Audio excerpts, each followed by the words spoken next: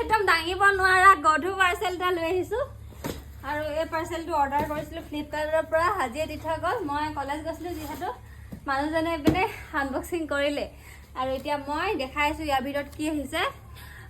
আপোনালোকে গম পায় মই কেক বনাওঁ বুলি আৰু মাজতে মোৰ কেকত বহুত লোকচান হৈ গৈছিলে আৰু তাৰ পিছত বাৰ কিয় নাজানো মোৰ কেকৰ অৰ্ডাৰে নহা হৈ গৈছে সপ্তাহটোত এটা হৈছে আৰু এতিয়া মই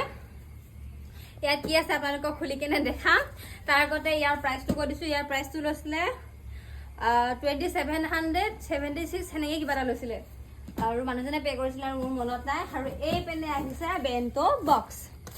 এইকেইটা আগৰ দেই এইয়া চাওক সেইখিনি আৰু এই বেণ্টো বক্সখিনি ফ্লিপকাৰ্টৰ পৰা অৰ্ডাৰ কৰিছিলোঁ আৰু ইমান সস্তাত পালোঁ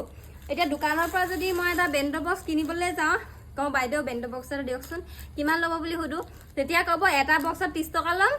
আৰু কেতিয়াবা ক'ব এটা বক্সত 40 টকা ল'ম আৰু বাকীকেইদিন আজি ফেব্ৰুৱাৰীৰ পৰা মই কেক বনাই আছোঁ আৰু ফেব্ৰুৱাৰীৰ পৰা বেণ্টো বক্সবোৰ মই অনলাইনৰ পৰা অৰ্ডাৰ কৰিছোঁ এতিয়া 200 টকা 300 টকাতে পাই যাওঁ নহয় 12টা 13টা এনেকৈ অৰ্ডাৰ কৰোঁ তেতিয়া এটা বক্সত 20 টকাকৈ পৰে আৰু এতিয়া এটা বক্সত কিমানকৈ পৰিছে জানেনে এটা বক্সত পৰিছে মাত্ৰ 5 টকাকৈ কিমান লাভ হৈছে ভাবি চাওক আৰু ইয়াতে টোটেল কিমান বক্স আছে জানে